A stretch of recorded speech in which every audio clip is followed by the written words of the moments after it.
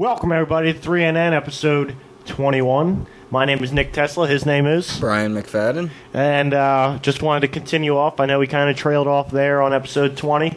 We're going to continue on talking about, I believe we're probably still actually on the United States as a British colony. We're probably in the middle of the muckiness and the legal mumbo-jumbo. But we're talking about the United States as a British colony, or still owned by, or still a British colony, and has always been owned by Britain. And also that the United States is a corporation and how they tie into each other and all of that. So without further ado, anything you want to say, Brian? And predominantly, it's not so much the royalty of Britain, it's the bankers from Exactly. Britain. The royalty of Britain are more a proxy for similar to our and president. were for a long time, and were They're phased just out. there. They were phased out. Yeah, the president has become almost like the royalty of the world, how the British royalty used to be. Now they're just a face, and the president's still just a face, and a lot of people understand that, but he's also... Well, you can do that when six families like own 90% of the American mainstream yeah, media. See, it's funny. We got to get down to that, you know, and it's a lot to do with Zionism. People need to look into Zionism because that's a big problem, you know. Neoconservatives and Zionism, if they could just kind of fall off the edge of the earth, I think we'd all be a lot better. But anyway, without further ado, we'll get right back to the conversation. And thank you for joining us. Check us out, facebook.com/3NM podcast. We'll see you after the show, or we'll see you next week, I guess. If you couldn't tell, we filmed the entire episode, and now we are cutting this intro after when we realized it was going to get cut into 2 episodes. I don't know why you need to be telling people our editing secrets. Because if he wants to be honest and truthful with the audience, that's fine with me. Because the way this is flowing and the things we're saying seem really awkward if this was a brand new show.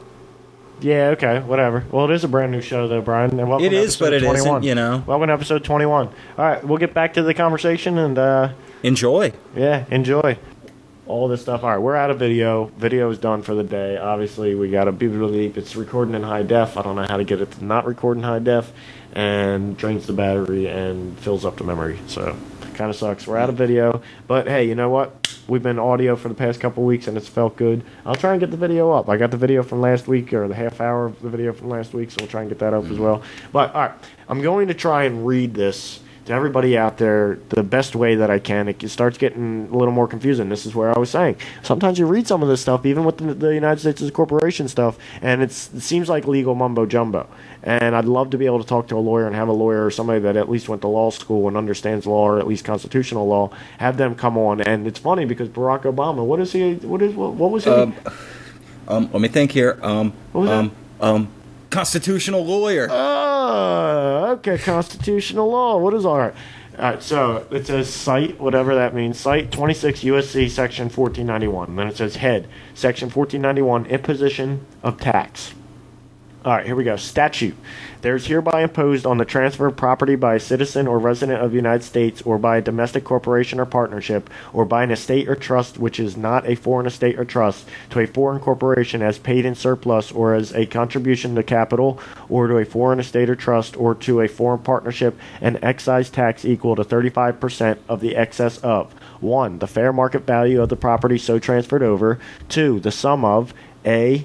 The adjusted basis for determining gain of such property in the hands of the transferor, plus B. The amount of the gain recognized to the transferor at the time of the transfer. Source: August 16, 1954, Chapter 7, or CH 736, 68A, Stat 365, October 1976, October 4th, 1976, Pub L 94-455, Title X, Section 1015A. 90 Stat 1617, November 6, 1978, Pub L 95-600, Title VII. Title 7. Title 7. Section 701. U 14, capital A, 92 Stat 2919. He doesn't know what the abbreviations stand for, folks. It's okay. This is, well, then maybe they don't. This is other like law stuff, so you think it's something and it might not be that. All right, so. And that's what I'm saying is with this law Pub stuff, stands for publish. It's confusing, but if you were to read modern day law and our tax code, whatever the hell you want to read, any of our modern day law, it's pretty confusing. Just like this, the modern person, it's hard. The average everyday person, the layman, it's hard for them to really understand. So I have a book over here called Law for the Layman. And it's I've been dying to read it. I haven't read it yet, and I honestly should really get to it. But it's like what I want to do, I want to try and understand some of this so I can easily try and explain it and simplify it for people like me out there that want to understand something like this. Exactly. Because it's kind of hard to understand and follow. Okay. All right. Miscellaneous 1 amendments. 1978, Pub L 95-600 substituted estate or trust for trust wherever appearing. 1976, Pub L 94-455 substituted in provisions preceding PAR dot whatever. Par. Yeah. Preceding par. 1, property for stocks and securities, and 35% for 27.5%. Oh, paragraph. And then paragraph. 1, fair market value for value and property for stocks and securities, and then paragraph. 2, designated existing provisions as subparagraph A and added subparagraph B. Effective date of 1978 amendment, section 701, blah, blah, blah, blah, blah. The amendments made by this paragraph amending this section and section 1492 of this title shall apply to transfers after October 2nd, 1975. See, all this, it's like almost like I don't want to hear this, but it sucks, and it's like I'm just trying to give everybody sources, but I'm going to try and cruise through a little bit better. All right, Section 1015, yada, yada, yada, provided that the amendments made by the section enacting Section 1057 of this title, amending this section and Section 1492 of this title, and renumbering former Section 1057 as 1058 of this title shall apply to transfers of property after October 2nd, 1975. Okay, what? Exactly, but this is 1975. So what I'm reading here is that the British Crown, even after 1933, still ran the joint. We might have been bankrupt, but maybe they were just transferring the proxy ownership or somebody else, but they're still the actual owners, and there's a proxy for there's still a proxy in place for people that deal with the financial system and stuff like that, but actually in corporate terms, or think they actually know who owns America, but Britain still does. The figurehead president that you see give speeches is different, but the CEO is still the same. All right, so we're finishing up. It's almost done here, Brian. And there's part 1, part 2, and part 3. And, well, hey, you know what? On episode 40, this is episode 20, episode 40, we're going to read part 2 and see if we can try and get to the bottom of this shit, because it's still crazy. And then episode 60, we'll read part 3, because this is some stuff we can only bust out every 20 episodes or so, because this is just too much for my brain to really handle. It really is I need to light up this blunt here, because it's really hurting my brain. So I'm going to finish. I really wish I'm going to finish this page. Anybody, please, if you're a law student going to law school, you know a professor in law, you have a friend who went to law school, your uncle's cousin's neighbor's best friend's daughter is a lawyer. Just get in touch with us, please. Constitutional law textbooks for anybody that wants them out there, but they're textbooks on constitutional law, and I have enough trouble reading the books that I have behind me, so I wouldn't be able to read a textbook on constitutional law, but I still have these books, and anybody out there that is really interested in them, I was holding on to them for somebody else, but that person has yet to really claim them. So if somebody else out there is really interested in reading them, Ryan, not Brian, Ryan, or Rory, if you're out there, if you guys want to read these, you might find them really interesting. All right, let me finish off reading this, and then we'll touch on the United States as a corporation. I'm going to have Brian touch on that a little bit, and after we touch on that, we're going to have to wrap up the show. You're pretty much hitting everything right on the head, actually. All right. Well, are you ready? This is where it gets really crazy, because it stops talking Section 1015D of Pub L 94 whatever. You know what I'm saying? It gets actually back to talking about the shit. Okay. A new war was declared when the treaty was signed. The king wanted his land back, and he knew he would be able to regain his property for his heirs with the help of his world financiers. Here's a quote from the king speaking to Parliament after the Revolutionary War had concluded. 6 weeks after the capitulation of Yorktown, the King of Great Britain, in his speech to Parliament, declared on November 27th, 1781, that he should not answer the trust committed to the sovereign of a free people if he consented to sacrifice either to his own desire of peace or to their temporary ease and relief those essential rights and permanent interests, upon the maintenance and preservation of which the future strength and security of the country must forever depend. The determined language of this speech pointed to the continuance of the American war, was echoed back by a majority of both Lords and Commons. And a few days after, on December 12th, it was moved in the House of Commons that a resolution should be adopted declaring it to be their opinion that all farther attempts to reduce the Americans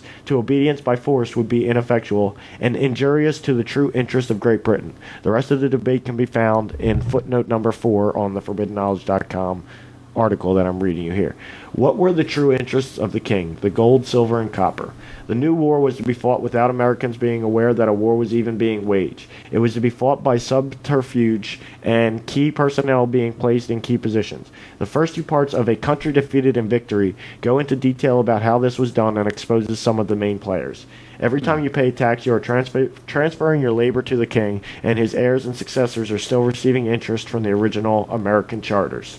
So, like, think about the IRS, and when people say the IRS is an illegal, unconstitutional thing, you know what I'm saying? Think about that, why people might be saying that, or why people say it has nothing to do with the United States government, or, you know what I'm saying? It's like, oh, wait, and if you start looking into tax forms and how tax forms tie into world banks and things like that. And well, I'm not taking over what you're reading, but the Congress realized our country was in dire financial straits, so they cut a deal with the international bankers. In those days, the Rothschilds of London were dipping their fingers into everyone's pie, thereby incurring a debt to said bankers. If we think about banks, we know they do not just lend us money out of the goodness of their hearts. A bank will not do anything for you unless it's entirely in their best interest to do so. Blah, blah, blah. Bring on the Act of 1871.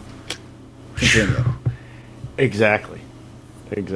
I was paying attention for the first half of what you were saying, and I zoned the fuck out. I was going to say something too, and then you stopped, and I'm like, basically, the Rothschild family that currently owns the IMF World Bank is the same Rothschild family that bailed us out back and then. They run, that we were paying these taxes to on behalf of the king. They own Great Britain.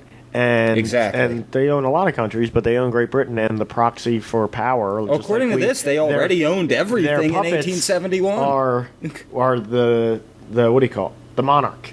You know what I'm saying? That was their puppets. Now the monarch is just like kind of a more of an actual visual puppet, where it's like, oh, okay, they're not the real. There's a democracy in place, even though the democracy is a sham, just like it is here. The Rothschilds still own things, but for a long time, they were the proxy and they were the puppets, and most people just looked at them as the monarch was the one calling the shots. You know what I'm saying? When it wasn't that way for the longest time, the Rothschilds owned the monarch. You know what I'm saying? Or they were the puppet. You owe us. You do what we say. All right. So we only got a little bit more here to go. It's probably literally another 5 minutes. So everybody hang with us, and that'll be it for this. Honestly, unless you're a constitutional lawyer, this had to be one of the most boring shows for you to listen to for us, and I do apologize. And the boringness we tried to make it interesting. The boringness is almost over, and I do apologize. Yes, we did try and make it interesting, but it's hard for us to understand ourselves. But this is where it gets interesting, because the rest of it is no more legal mumbo-jumbo. It might sound like a little bit of legal mumbo-jumbo, but it's sentences, and I'm looking at paragraphs here instead of actual legal quotes and sources and stuff like that. But I wanted to quote the sources so anybody out there can like type this shit in as they're listening and look it up themselves and be like, wow, this is crazy. All right. The following is the definition of a tribute or a tax. A contribution which is raised by a prince or sovereign from his subjects to sustain the expenses of the state. A sum of money paid by an inferior sovereign or state to a superior potentate to secure the friendship or protection of the latter. Black's Law Dictionary, 4th edition, page 1677. As further evidence, not that any is needed, a percentage of taxes that are paid are to enrich the King Queen of England. For those that study Title 26, you will recognize IMF, which means Individual Master File. All taxpayers have one. To read one, you have to be able to break their codes using File 6209, which is about 467 pages. Remember what I said? Tax code is like so confusing. Exactly. So it's that made that way for a reason. So it's not like me and you can just pick it up and be like, oh shit, there's something wrong here. You know, we're like, what? And then when somebody tries to explain it to us, we don't even know if they're telling us the truth, or if that it's actually like the true explanation, or if that's just what they believe and they're telling you it's the truth. You know, you got to go on what. That's why we really need a good lawyer on here, constitutional lawyer. Obama, when you're not president, come on our show and explain this shit to us. That'd be great if you did. All right. On your IMF, you will find a blocking series, which tells you what type of tax you are paying. You will probably find a 300 to 300-399 blocking series, which 6209 says is reserved. You then look up the BMF 300-399, which is the Business Master File in 6209. You would have seen prior to 1991, this was US-UK tax claims, non-refiled DLN, meaning everyone is considered a business and involved in commerce, and you are being held liable for a tax via a treaty between the U.S. and the U.K. payable to the U.K. The form that is supposed to be used for this is Form 8288 FIRPTA, Foreign Investment Real Property Tax Account. You won't find many people using this form, just the 1040 form. The 8288 form can be found in the Law Enforcement Manual of the IRS, Chapter 3, if you will check the OMB's paper, Office of Management and Budget, in the Department of Treasury, List of Active Information Collections, approved under Paperwork Reduction Act, you will find this form under OMB number 1545-0902, which says U.S. withholding tax return for dispositions by foreign persons of U.S. real property interests, statement of withholding on dispositions by foreign persons of U.S. form number 8288, number 8288A. These codes have since been changed to read as follows: IMF 300-309. IMF, huh? Exactly. BARD assessment, or BARD assessment CP55, generated valid for MFT 30, which is the code for 1040 form. IMF 310-399 reserved. The BMF 300-309 reads the same as IMF 300-309. BMF 390-399 reads US/UK tax treaty claims. The long and short of it is nothing changed. The government just made it plainer. The 1040 is the payment of a foreign tax to the King/Queen of England. We have been in financial servitude since the Treaty of 1783. All right. That's where it's like, whoa, hold up. And this all ties into the United States as a corporation, because when you have a birth certificate, or when you're born, there's a birth certificate created for you, and that creates your corporation. And then at a certain age, or at 5 or 6 or 7 years old, your parents are sent your Social Security card, and you have a Social Security number, and that's like your LLC almost, you know what I'm saying? Or that's your business number, you know what I'm saying? If you're every business, that's like your tax ID number for your business. There you go. It's your tax ID number. Exactly, it really is. All right. So, and we're almost done. We can't even go any further down on the page, so that's how we know we're almost done. Yay! Nice. All right. Another treaty between England and the United States was Jay's Treaty of 1794. Look at footnote number 5 on ForbiddenKnowledge.com. If you will remember from the Paris Treaty of 1783, John Jay Esquire was one of the negotiators of the treaty. In 1794, he negotiated another treaty with Britain. There was great controversy among the American people about this treaty. In Article 2, you will see the king is still on land. You will see the king is still on land that was supposed to be ceded to the United States at the Paris Treaty. This is 13 years after America supposedly won the Revolutionary War. I guess someone forgot to tell the King of England. In Article 6, the king is still dictating terms to the United States concerning the collection of debt and damages the British government and world bankers claimed we owe. In Article 12, we find the king dictating terms again, this time concerning where and with who the United States could trade. In Article 18, the United States agrees to a wide variety of material that would be subject to confiscation if Britain found said material going to its enemies' ports. Who won the Revolutionary War? Question mark. That's right. We were conned by some of our early forefathers into believing that we are free and sovereign people, when in fact we had the same status as before the Revolutionary War. I say had because our status is far worse now than then. I'll explain. And this is where, look forward to episode 40, because we're really going to tear into this shit. Hey, maybe in episode 25 or 30 we'll touch on it, but we're going to hold off on it for a little bit to let people's brains recover, because my brain literally feels like it's throbbing and about to come out my brain right now. Maybe that's some MK Ultra shit. Maybe that's just because this is so hard to really process and understand. I think it's because it's really so hard to process. I'm really trying to process confusing. and understanding. But it ties into the United States as a corporation and the whole straw man theory out there. And strawman theory, like, I don't find too many people really debunking that. I'm sorry, I don't find too many good debunctions of it. All right. Oh, I was about to burp. Almost felt so amazing. All right. Early on in our history, the king was satisfied with the interest made by the Bank of the United States, but when the bank charter was canceled in 1811, it was time to gain control of the government in order to shape government policy and public policy. Have you never asked yourself why the British, after burning the White House and all our early records during the War of 1812, left and did not take over the government? The reason they did was to remove the greatest barrier to their plans for this country. The barrier was the newly adopted 13th Amendment to the United States Constitution. The purpose for this amendment was to stop anyone from serving in the government who was receiving a title of nobility or honor. It was and is obvious that these government employees would be loyal to the grantor of the title of nobility or honor. The War of 1812 served several purposes. It delayed the passage of the 13th Amendment by Virginia, allowed the British to destroy the evidence of the first 12 states' ratification of this amendment, and it increased the national debt, which would coerce the Congress to reestablish the bank charter in 1816 after the Treaty of Ghent was ratified by the Senate in 1815. Wow. So we're going to leave it off there because my brain, even though it feels like we're leaving you hanging with wanting more, and you know, I got something for them. And you know what, my head would feel like a balloon hooked up to a helium machine, and I feel like I'm getting higher and higher, and I'm not even smoking weed right now, but I'm getting higher and higher, and my brain feels like it's about to pop. So we're going to move off of that.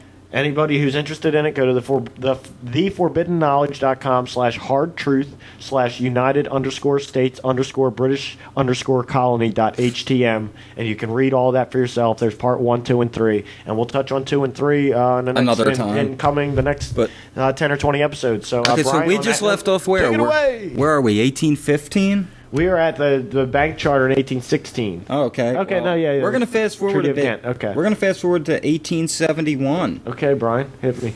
Well, that was when Congress, with no constitutional authority to do so, created a separate form of government for the District of Columbia. Remember that? All right, now what are we talking about? That was the creation of District of Columbia. Are you talking about the Organic Act of 1871? I believe so. It doesn't specify organic. I have notes on that, Brian. If you want to go ahead and continue. Well, it passed when the country was weak and financially depleted after the Civil War. It was a strategic move by foreign interests, parentheses, international bankers, end parentheses, obviously, well, the Rothschilds, who were intent upon gaining a stranglehold on the neck of America. And they cut a deal.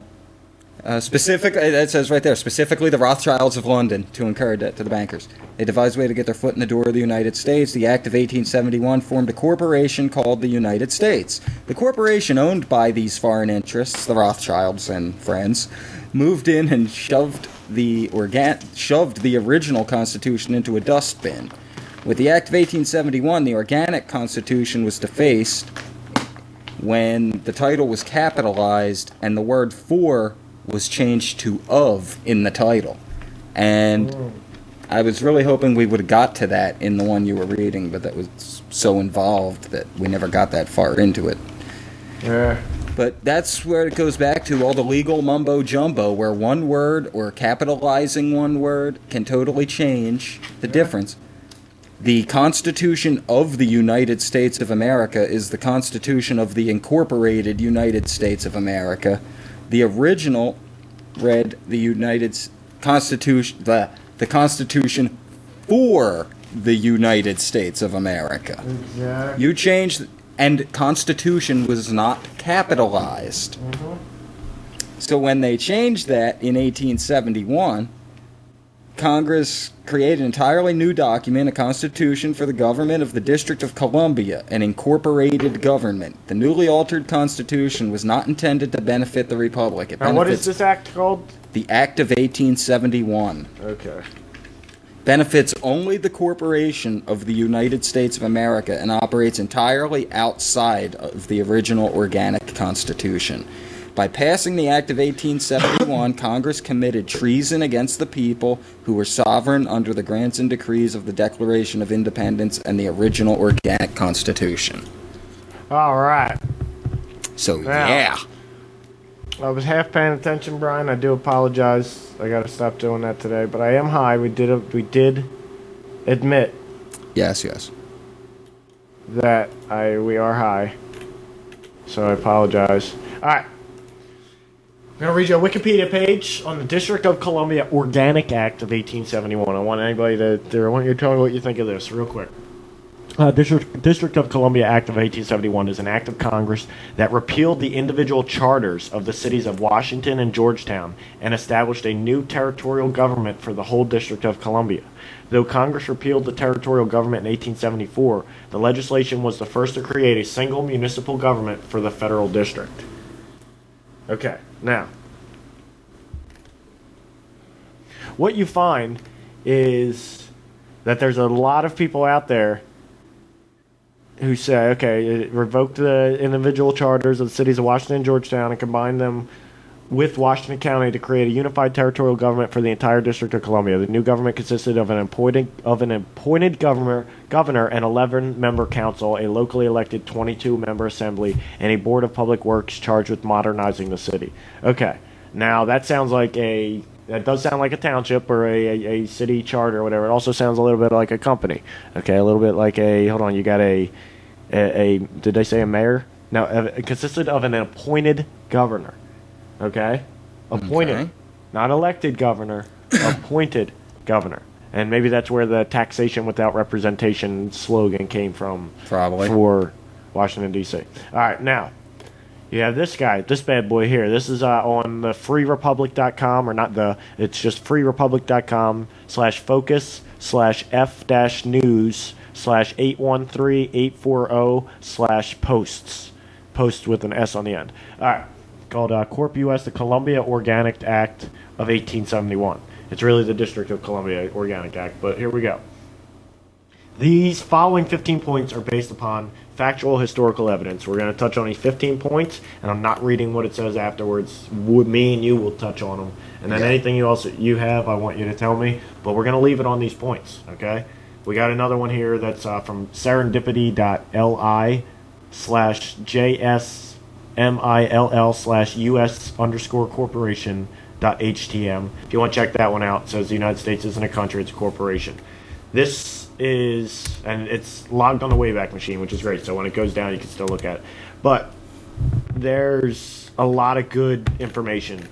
That's one of the ones I have pulled up that I'm pulling from. So there's a lot of good information, but I'm not saying that I have read from this article. Definitely true, but that's another one that if you look it up, that's one you'll definitely end up stumbling across, but it's definitely one to check out. All right, now we're going to touch on these 15 points, and then me and you, Brian, are going to wrap up the show. You might, if you want to give me something else on it, you can, but I'm going to touch on these 15 points, then we're wrapping it up, pal. All right, following 15 points are based upon factual historical evidence. Now, if I see anything in here that is not an actual fact, or is obviously not an actual fact, I'm not looking any of these up, or all of these up as we're going along, but if there's anything that's obviously not a historical fact, I'm going to call it out, okay? Because I don't like shit like this, putting fake information out there, speculative information out there that has no basis in actual fact. And it's obvious, that's stupid. All right. The first fact. It's true. In 1863, Lincoln instituted martial law. He ordered that the states or the people either conscribe troops and provide money in support of the North or be recognized as an enemy of the nation. This martial law act of Congress is still in effect today. What it means is that the president has dictatorial authority to do anything that can be done by the government in accord with the Constitution of the United States of America. This is the foundation of presidential executive orders. Yes, sir. Wow. Okay, I didn't know that was the foundation for presidential executive ordrs. I didn't know that part, but I knew the rest. It does kind of make sense, doesn't it? All right, because you're like, how can he have dictatorial power like that? Like third term. He can put through dictatorial power. He can give himself a third term. And it's funny because they're starting to talk about it. They're talking about it. If we're in a state of war, he can stay in office. Mm-hmm. So, what's going on with Russia? He can postpone the election, definitely. All right, ready? Second, the District of Columbia Organic Act of 1871 created a private corporation, hereinafter Corp US, owned and operated by the actual government for the purpose of carrying out the business needs of the government under martial law. This was done under the constitutional authority for Congress to pass any law within the 10-mile square of Washington, District of Columbia. Okay, so, and what a lot of people have to understand is, if you're ever driving down a country road or something, and you see a sign that says you're going from one town into the next, and you see a sign that says entering corporate limits or leaving corporate limits, you're like, corporate limits. It's like, that doesn't make any sense. That's the town's corporate limits, okay? Because the town is technically a corporation. Towns, cities, Detroit. How do you think Detroit goes bankrupt? What? Because they're technically a corporation. And a lot of people know that, and a lot of people who understand law and even don't really understand law do know that, but it doesn't really sink in on you that our whole structure and foundation is corporations. Think about it this way. Your town, your state, your city. Your town is a corporation owned by the state corporation, owned by the country corporation. Other than Iceland, which I'm not even sure about, but other than Iceland, do you think all other countries are kind of like that? where they're individual. I they're believe smaller, there is they're smaller 2 or cities 3 and total. towns or There's like corporations. 2 or 3 Not total in Africa. the world. Not in Africa. A little village in Africa ain't no damn corporation. That would be hilarious if people went out there and started incorporating them. Like, we're going to post this signpost that says this is Bob Smithville. Bob Smithville. Africa. There's a business venture we could start. That is a pretty fun business. Buy your own stake, name your own town in Africa. Buy your own village in Africa, and you name the town after you. Or your own town in Antarctica or something. All right, so your own town on the went moon. On that. All right, third fact, historical fact. In said act, Corp U.S. adopted their own constitution, United States Constitution, which was mentioned. Identical to the national Constitution of the United States of America, except that it was missing the national Constitution's 13th Amendment. Yep. The national Constitution's 13th, 14th, and 15th Amendments are respectively numbered 14th, 15th, and 16th Amendments in their Constitution. Yes. So... Exactly. It's like, so that's why sometimes they can just follow rules that they want to, and nobody understands, like, how are they able to do that? How are they really able to just do what they want sometimes? And, like, that's why part of the story. Law. It's part of the joke with, No, we are following the Constitution. This is constitutional. The Constitution's been dead for a long time, or the Constitution's been ineffectual for a long time. And it's like, some of those people saying that actually know that the Constitution doesn't even really exist anymore. The Constitution that we're running under is like a corporate... Yeah, the one you're looking at when you go to the Smithsonian is the Constitution for the corporate United States of America. Okay, but there's some corporations out there that have, like... transnational or global corporations that have their own constitution. But the thing about that is they're not required to follow the Constitution, especially not the people at the top of the company. A lot of the company is required to follow it, but the people at the top aren't required. They like to, they try to, but they're not required to follow the Constitution. Think about that when it comes to a company's or a corporation's Constitution. Yeah. It's not requirements, it's recommendations. And is that what our Constitution is? Just a recommendation. We recommend they have freedom of speech. We like the Magna Carta. It sounded nice, so therefore we kind of like the Constitution. But we're going to just take out that 13th Amendment. All right, number 4, the fourth historical fact. Let's take out the 4th, the 5th, the 1st, the 2nd while we're at it. Maybe they did. Maybe if we could see the United States Corporation's Constitution, maybe it's just one thing. You can go to the Smithsonian. It's on display. Ban free speech, get their guns. That's their Constitution. That would be funny to see. All right. Spy on everyone. 4th, we're not getting through these quick enough. All right, 4th. The corporation began to generate debts via bonds, etc., which came due in 1912, but they could not pay their debts, so they could not pay their debts, so the 7 families that bought up the bonds demanded payment, and Corp U.S. could not pay. Said families settled the debt for the payment of all Corp U.S.'s assets and for all of the assets of the Treasury of the United States of America. All right, so it's like, okay, so that's where the families come in, and then they take over the proxy control from what do you call it? From Britain. Yeah. You know what I'm saying? Kind of. Well, they already ruled Britain anyway. Exactly. So we were technically under. You could call those. It's just now. But you could call they those cut out the middleman. They just cut out Britain as the middleman. In the other one, when you see them calling it Britain and saying, "Well, we're still owned by Britain and we pay money to Britain," it's really we're paying money to those families, and we know that Britain and most of them happen to be British. Of those families, most of them are British families. Okay. But I thought it was 6, not 7. 6. Yeah. Oh, maybe it is 7. It says 7 there. All right. Wonder who the 7th one is. Well, Ford, maybe. All right. 5th. As 1913 began, Corp U.S. had no funds to carry out the necessary business needs of the government, so they went to said families and asked if they could borrow some money. The families said no. Corp U.S. had already demonstrated that they would not repay their debts in full. The families had foreseen the situation and had the year before finalized the creation of a private corporation of the name Federal Reserve Bank. Corp U.S. formed a relationship with the Federal Reserve Bank whereby they could transact their business via note rather than with money. Notice that this relationship was one made between two private corporations and did not involve government. That is where most people err in understanding the Federal Reserve Bank system. Again, it has no government relation at all. The private contracts that set the whole system up even recognizes that if anything therein proposed is found illegal or impossible to perform, it is excluded from the agreements and the remaining elements remain in full force and effect. Wow. All right. Yeah. Yeah. It's crazy because it's like, holy shit, because you really, like, especially people like me and you who know about the Federal Reserve and it being unconstitutional and not really a form or a branch of the government, and it's like, how do they have control over our money? It's like, oh, shit. They create our money. If you were to read, they are Creature our money. from Jekyll Isle, I guarantee you there's some of that information in there. I don't know if it's all in there, probably. but I guarantee you some of that is in there. I haven't read it, but probably. The sixth historical fact.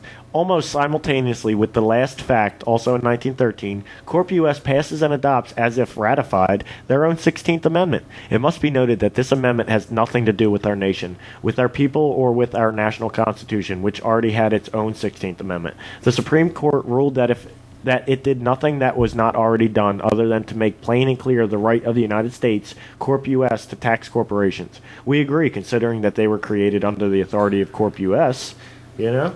Oh, yeah. But then when you find out that we are corporations... you know what that makes me think of right there? Obama's speech that he gave that he kept getting quoted for. If you have a company, you didn't build that. Someone else made that happen. Yeah. That right there makes me think of that speech. Yeah, that's funny. All right, seventh. Next. Also in 1913.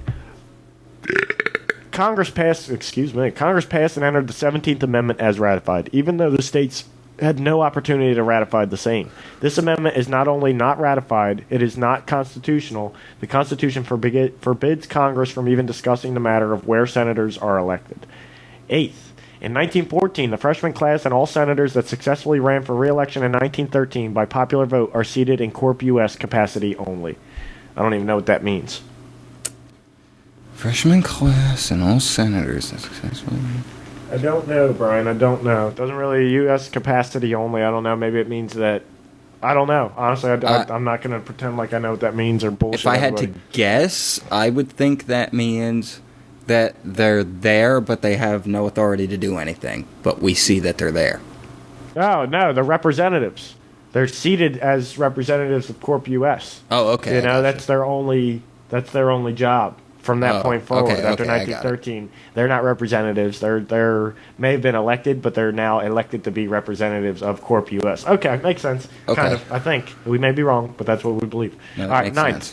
In 1917, Corp US enters World War I and passes their Emergency War Powers and Trading with the Enemies Act, which people are still, I believe, held or harassed with the Trading with the Enemies Act. Oh, we're still under the Emergency War Powers Act. It was never repealed. Yeah. We're still under that. We are still, ever since World War I, we've been in perpetual war. All right.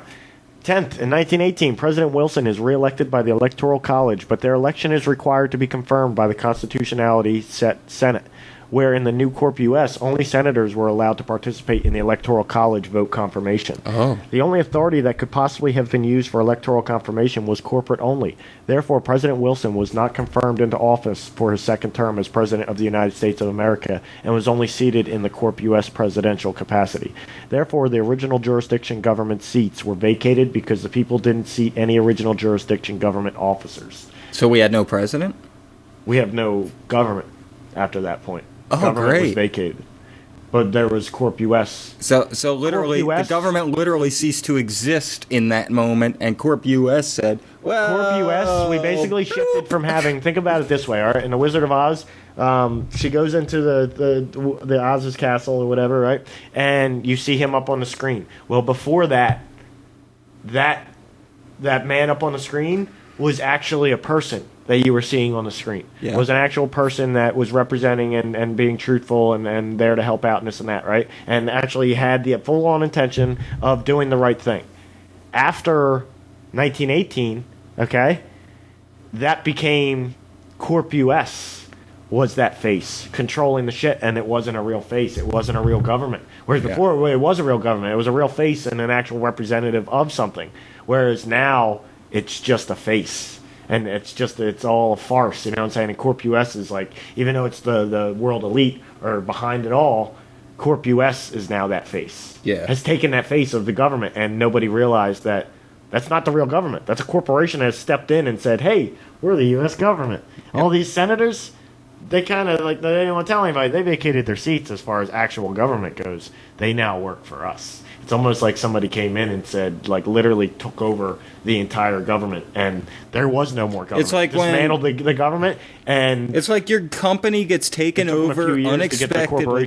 You go into work one morning. They were the government. It's like you work in a corporation. You go into work one morning, and you find out that overnight your company was bought out, and these new owners took over, and that's basically what it is. Yeah. Except they never told you. Yeah. That's the difference. Yeah, it's crazy that you say that, because it's like, it reminds me of my work situation at the moment, which is kind of jacked up, and that could happen at any time. You know, new owners could just come in and buy us out. But it's almost like, right, you work for a manufacturing, this has probably actually happened in the past 50 years or so, a lot of places. You work for a manufacturing company, right? And you guys make badass, quality-ass tools, right? American-made tools, all right? Okay. All of a sudden, and everybody knows, made in America. These tools are made in America. They're quality. They're good products, right? They last a long time. Mm-hmm. All of a sudden, new owners come in, buy the company. Nobody knows that they bought the company, because nobody really knows about the upper owners. It was like a secret deal, right? They bought the company secretly. The employees know, and the employees still have their jobs. Have the same jobs, are actually making more, like almost double the money now, because the new owners want to pay them really well, especially with what they're doing now. And they're outsourcing and buying all their tools from China and have them shipped in. And all these tools are shit. And these people, instead of actually making these tools, went from making these tools, they emptied out the warehouse and turned it all into a packing facility. And they just unpack pallets of shit and now package up shit to make just a shitload more shit to make the company a lot more money. And they're making $20 an hour, and it still says made in the USA on there. And all these people know that they're not made in the USA anymore, but they're still making good money. And they still have, to everybody on the outside, they still have that position. Well, I'm a tool maker. You know, I make quality tools. When in all reality, they're just packaging shit up and sending it out to make these new owners a shitload of money, and it's crappy Chinese tools. That's what I think of. I know I probably just went into that way more than I needed to. And we only have 10 more minutes, so let's hit the rest of these topics here. Okay? So, as of right now, in 1918, that government, the federal government, that had been formed and still was kind of a sham. The British had owned it up to that point. Maybe the British were behind this, or we know the elite were behind this. It basically gave up its right of authority and ceased to exist. The government ceased to exist, and U.S. Corp stepped in. And said, no one ever told us. We are now that government. And since the U.S. Corp had been formed 5 years earlier, or whatever it was, it's like, actually it had been formed in 1871. They had plenty of time to really get all this put together, so there was already they were side by side for a while, or it was like almost like the U.S. government was wearing a mask called the U.S. Corp, you know, because U.S. Corp was created and put on top of the U.S. government. Yeah. So then after a while, the U.S. government actually just like faded away. U.S. government ceased to exist, but that mask was still there, and everybody believed. They didn't even realize that it was a mask on top of the U.S. government, so they believed that the government was still there because the mask is still there. They didn't realize there's no face behind the mask anymore, or the face has been completely exchanged for non-government and corporate interests and world financiers and elite rich people's interests, you know? Okay. Makes sense. And think about Bohemian Grove. Maybe that's the secret of Bohemian Grove, and that's what people aren't allowed to talk about. Trilateral Commission, CFR, United Nations. Oh! He's getting into it. Maybe JFK knew all this, or JFK like had learned of this, or been passed down to him in the Kennedy family. Historical fact. John F. Kennedy said publicly he was going to make moves to end the Federal Reserve and expose a plan to infiltrate and overthrow the U.S. federal government. Less than a week later, he was shot. Yeah, and maybe, like, honestly, when you think about Kennedy, and you just said the families that ruled the world, yeah, right? One of them was Kennedy. One of them is Kennedy. And one of those names was Kennedy. That's JFK Kennedy. That's Kennedy of that fashion, okay? So is it possible that he was passed down the information, he was groomed to be part of the plan, and then got in office and said, "Hey, wait, this is he was groomed to be part of the plan. He knew the information. He was somebody who was fully aware of the information and was probably, up until he got into office, was going to use that." He probably in saw some way, shape, or form to be a good president, but was going to be. But he was going kind of how I think Obama is. He was going to be subservient to that system, and he was going to try and change things slightly for the better, but was still going to be overall subservient to the system. Once he got in there, he was like, I have a choice here. I can be subservient to the system and go on and be president and end up living a normal life afterwards, or a president, or I could really help these people. Or I could really try and help these people, and they might try and kill me. But at least I'm really trying to help these people. And maybe they won't try and kill me if I don't expose exactly all of it to everybody. Yeah. And I just tell them that there's something going on that people need to know about, and I'm going to try and expose it. If I tell people that, well, maybe they won't kill me. You know, maybe they won't kill me until after I expose it. And I got to try and get some shit changed. Yeah. And I'll use that as my leverage, or use that as my collateral why they can't kill me or why they can't do anything. They got to let me change some things, or I'm going to tell everybody about this. Maybe that was the case. I don't know. Who really knows? Or maybe Kennedy didn't know anything and stumbled across all this. Who knows? You know?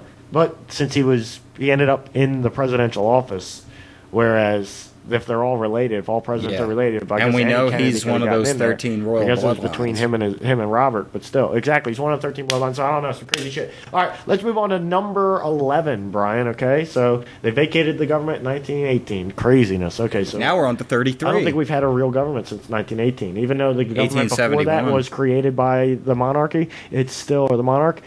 We still haven't had a government since 1918. Yeah. Not in no form of actual representative government. True. Since 1918, according to this. Okay. 11th, in 1933, the trading with the... Okay, so we did touch on that one. 12th, in 1944, under the Bretton Woods Agreement, Corp US is claimed to the International Monetary Fund and becomes a foreign-controlled private corporation. So Bretton Woods Agreement, you hear a lot of talk about Bretton Woods Agreement, and I don't really know too much about it, so I'd like to say... I know more. I could tell people, give more information on that, but at another time. 13th, sometime after 1935, U.S. Social Security Administration for a relationship with their program. They create an entity with a name that sounds like your name but is spelled with all capital letters, and a depository account number in the Social Security General Trust Fund, GTF. They give you the Social Security card, which identifies you as the single person with authority to control the entity they created. On review, you may notice that the Social Security Administration was the creator of the entity. The GTF is its beneficiary, and you were made its trustee. More importantly, this capacity does not limit you or your capacity to act in your sovereign capacity in any way.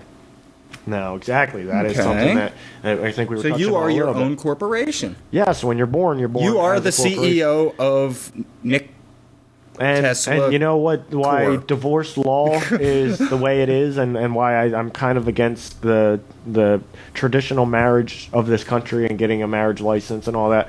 Traditional law, you're two corporations, and when you are married, you merge your corporations into one corporation. And that's why when divorce law, or when the divorce happens, there's a lot of legal matters that need to be addressed as far as divvying people stuff, because you were technically one corporation, and now you're separating into two individual corporations again. You know, whereas back in the day it wasn't so easy, and it was like if you married a guy, he owned you because you joined his corporation, but as a piece of property instead of a separate corporation merging with your corporation. Like back in the day, women were corporations, but when you married a man, you gave up your rights to being a corporation, and all of your sovereignty went to the man. The man had your sovereignty. You were an employee at that point, kind of. No, because you weren't required compensation. An employee, you're kind of required. You're almost a slave. You almost signed up for indentured servitude. Indentured servitude. I said indentured. Indentured. Right. We're all indentured servants. All right, so we're almost there. By 1968, 14th, in 1968, at the National Governors Conference in Lexington, Kentucky, the IMF leaders of the event proposed the dilemma the state governors were in for carrying out their business dealings in Federal Reserve notes, foreign notes, which is forbidden in the national and state constitutions, alleging that if they did not do something to protect themselves, the people would discover what had been done with their money and would likely kill them all and start over. They suggested the states form corporations like Corp US and showed the advantages of the resultant uniform codes that could be created, which would allow better and more powerful control over the people. And now if you understand corporations and corporate charters, okay, now there have been charters, and there were charters for a long time, establishing states, establishing towns, establishing those corporations, towns as corporations. Basically, up until, I guess, 1968, a lot of states weren't actually incorporated as full corporations or private corporations as the United States is. They were corporations, but like chartered corporations as far as chartered, like how a town is a corporation, like and for a long time. And there's a lot of towns where you say, oh, it's a corporation, and you think that it's a privately owned corporation. No. That's not always the case. A corporation is not always. A corporation, definition of corporation is a group of people, a group of business people or business-minded people with like-minded goals. You know, a group of people that have come together working towards a business goal with a like mind. You know, that's like the definition, legal definition of a corporation. So it's like really a corporation. That's the legal definition of corporation, or it's one of them. Yes. So it's not like there are. I think up until 1968, a lot of states weren't private corporations or weren't incorporated, set up like a business. They were set up like a government. And after 1968, they said you need to start setting this up like a business. And almost all, I guarantee, all states now are set up like a business. Hence the DMV and fines and things like that. You know, it's all about making money. A lot of people are like, or the policy enforcers, not the police, the policy enforcers. The policy. Exactly. So police. This is a hard hitting show, dude. And we're breaking it up. This is actually going to be episode 21. So this is. Oh, welcome. We're of age. We're of drinking age. The whole thing after this. So yeah, we are of age, and this brought us into of age. We hit some really adult material here. I guess we call it that. All right, number 15. Last but definitely not least. I'm going to read the following sentence because it makes sense. All right, 15. Historical facts. Why the United States is a corporation. By 1971, every state government in the Union of States had formed such private corporations, corp state, in accord with the IMF admonition, and the people ceased to seat original jurisdiction government officials in their state government seats. So think about elections, okay? Think about people who are given money in their back pocket and donations for their election, and they've already made it kind of clear and known that they're sellouts, that they're business people and they're there to make money and they're there to help the business community, you know? Sorry, I was doing air quotes there for anybody who couldn't see. Nobody could see. But just think about that kind of stuff and think about the whole structure of state government. And then when you really start looking at state government, there's a lot of corporate positions, I guess you could say, or positions that almost exactly share the same properties. They almost mimic corporate positions, but they're just called something else. Yeah. There's a lot of things like that. Yeah. A lot of things like that. And also when you think about the DMV, our regulations, things like that, and how so many things come down to the political process anymore, even when it comes to jail. And when people are going to sentenced to jail for a long time, we're now waking up to it. But there were quotas. Judges were just sending people to jail because they're trying to fill up the jail because they get paid by the state or they get paid by the government or whatever, federal government, whoever. Actually, we've said for a long time. We've said for a long time we're going to do an episode on private prisons and federally funded prisons. We've never gotten around to it yet. We'll have to get around to that in the near future. Yep. All right. Now, having studied these historical facts, we ask you not to believe us, but rather prove these facts for yourself. We then ask you to contact us with any evidence you find that proves or disproves these facts. Same with that. I just read that from the site, but same. I believe that's how we are. If you feel you got something to disprove this, Rory or Ryan, Rory, come on, Rory, let's hear it. Let's go, Rory. I'm waiting, and we'll share this. You can even come on the show and talk about it if you want. And you know I want Rory on the show. If either of you has, anybody out there has some legal mumbo jumbo knowledge, and they feel like they can contribute, please let us know because we're definitely going to come back to this. We have part 2 and part 3 to hit on in the next. Yes, episode, we need anybody who's studied law, went to school for law, knows somebody who knows law. Get them in touch with us. Now, the bottom line. This is what it says. The bottom line. When you speak about these private foreign corporations, remember that is what they are. That is what they are, and stop calling them government. All right. So now, Brian, when you think about Obama, okay? Obama might be CEO, but what you got to remember is Congress isn't the board. You know, Congress is kind of the board, maybe the board proxy. I've been using proxy so much on the show. This is going to be look at the topic. It happens. But Congress, the Senate, they're not the board. There's a board above Obama. So Obama might be the CEO or the chief operations, whatever guy, or chief of operations. I don't know what COO is, but he might be one of those guys, right? And our Treasury, the Treasury Secretary might be our CFO or our Chief Financial Officer or the head of the Federal Reserve, whatever. I don't know. But think about all that, all right? When you say Obama, see, Obama wants to do this and Obama. No. You got to remember, and this kind of thing really hits it home to you, that it's not Obama. It's not Chris Christie. You know what I'm saying? We can still try and affect change on the system, but when people say the system's rigged, there's a lot of people that don't understand what that means. And how rigged it really is. This kind of helps you understand. And if you start looking into maritime law and how they've set and if you read War up, is a Racket, that actually will help with this. There's many things that can't be disproved in this. I'm not saying it can't be disproved. I want somebody to come and explain the legal side. Of this. Yeah. I want somebody to explain in simple layman terms what this is trying to say and what these people believe, and the proof that that's the truth and the proof that it's not the truth, and let me and my audience decide, our audience decide. All right, so on that note, I think we're going to wrap it up. Please, somebody. This has been our, there's got to be United someone States out there who knows is law. a corporation. I know we want to touch on a lot more. That's always how it is at the end of the show, but what are you going to do? But this was the United States is a corporation, big. So that's going to be our show, and we're going to break this in. So this has been the end of episode 21. I really would like to thank everybody for joining us. I'm sorry for us not saying goodbye for episode 20, but we just had to keep things moving. So, we could do it as a 2-hour special or something. No, I don't like doing 2-hour specials. We're definitely going to break it up into 2 shows so that it's easier for people to watch. They can watch one episode tomorrow and the next episode the next day or something. But it's definitely something we have to put them both out at once. We're not going to wait. Yeah, okay. That was my main concern. This is important stuff, and we put all of our episodes on YouTube. That's our main platform. I'm working on getting them hosted on another site just as for to get on iTunes and on RSS feed and everything. But, right, we're mainly on YouTube. There's some boring parts in there.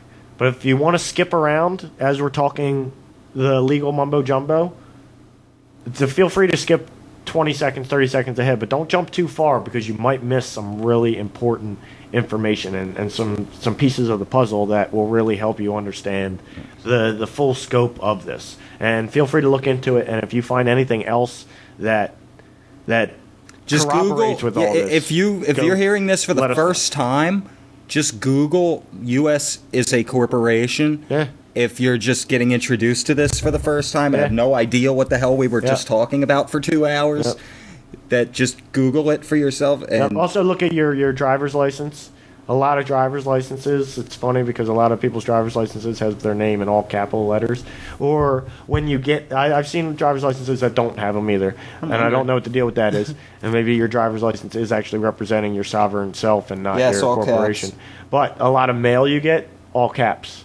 And that's not that's for one reason only. And if it's anything to do with financial or any kind of business, they're mailing your corporation, therefore it's in all caps. Yes. Whenever you see your name in all caps on something, there's a very good chance, probably about an 85 to 90% chance, that's for a reason, because they're mailing your corporation, and you don't even know, but you're a proxy for your corporation. And you don't have to be. Hence the sovereign citizen movement. So hopefully once we get to part 3, we can get to a point, part 3 of the original thing we were talking about here, or the British colony. United States is still British colony. Once we get to part 3, hopefully we can get to the point of talking about sovereign citizenship and how there is actually kind of a way out. And that's where I question the whole thing. I don't know. I think there's some places where you can opt out of being your own corporation or representing that corporation that was created for you. And there's some places where it's just not going to fly. But I don't know. I've seen people who get away with being sovereign citizens, and I see other people who are just arrested like everybody else because they're not following the law, you know? So, I don't know. But then again, you follow up on those court cases, and some of the court cases, the people are dismissed, and it's just the whole case is dropped. And other ones, they're like, they look at them like throw they're the book sticking at out them. their ass, and they throw the book at them. Like, you're going to try and represent yourself and act like you know what you're talking about. You don't know what you're talking about. And they throw the book at them and get away with it. So, I don't understand. How do other ones, they just dismiss it and they drop it? Is it like that the judges and people, or prosecutors and people look into what they're saying, and they're like, holy shit, there's actual truth to this? We've looked into the law. And there's actual truth to what they're saying. Something like that. And we need to just drop it. I don't know. Or do they not want to deal with the hassle of this person wanting to act like they know what they're talking about and possibly actually knowing what they're talking about and catching the lawyers or the judge or somebody not knowing what they're talking about, you know? So I don't know. On that note, everybody have a great week. It's been a one hell of a couple shows. It definitely. And we will see you. My brain hurts. Yeah, my brain hurts too. It doesn't feel like it's going to explode after reading that other shit, but it's definitely it's exhausted because this is exhausting stuff. So if you got to skip around, you got to come back to the episode, do that. But definitely check it out. Definitely share this with your friends because this is some really important shite. On that note, everybody have a great week. If you want to find us on Facebook, facebook.com/3NN podcast. You can find us on YouTube. Just search for Nick Tesla channel or Tesla Time. You can look for, or even just search for 3NN podcast. It always comes up. You can do 3NN podcast episode 20, episode 21. You know where we're at, so check it out. We have an email, 3NN@outlook.com. Brian, 3NN@hotmail.com. You can find us on me and Brian on Facebook individually. I'm Nick Tesla. He's Brian McFadden. And on that note, everybody have a great week, and we will see you next week. We may do a racism show. We may not do a racism show. After this one, my brain may be still hurting too much to do the racism show. Yeah, we might just do some other stuff in the meantime. So, yeah, we may do current events and some backlog of topics that we definitely want to touch on. So, everybody have a great week, and we will talk to you next week. All right? Have a good one. Do we have music? I got music. Oh, Let me do music. Let me do music. Come on, Brian. Let me do music. Please, can I do music? Brian. You always do the music. I know. But my music's like awesome. Oh, come on. Here we go. Sometimes.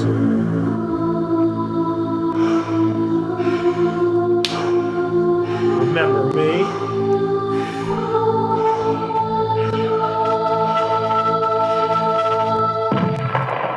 Did you miss me? Did you miss me? Yeah. What?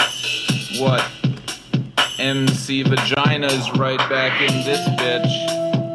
2009 is the year that I recorded this song. Still not loving police. Still got love for the vaginal creep. Player haters beware, because guns don't kill people. I kill people with guns. How? Guns don't kill people. I kill people with guns. How? Hey, punk ass gangsters, what you looking at? You think you can front with me? You better watch your back, because I have a lot of guns and I can shoot them good. I'm a menace from society, a boy on the hood. I'm invincible, like Bruce Willis in the movie Invincible. I'm invisible, well, I'm not really invisible. I'm bad, like the movie Attack of the Clones. I'm dangerous, like a fire in a nursing home. Old people burning, put your hands up. Old people burning, It's kinda messed up. What, you got a problem with this? Maybe I should kick you in the face with my fist, because on top of guns I know karate and ninja stuff. So if you come at me, I'll trip you, then I'll suck your nuts. I mean I'll punch your nuts. Sucking them would be gay, and I'm totally not gay. I'm all about VAGINA.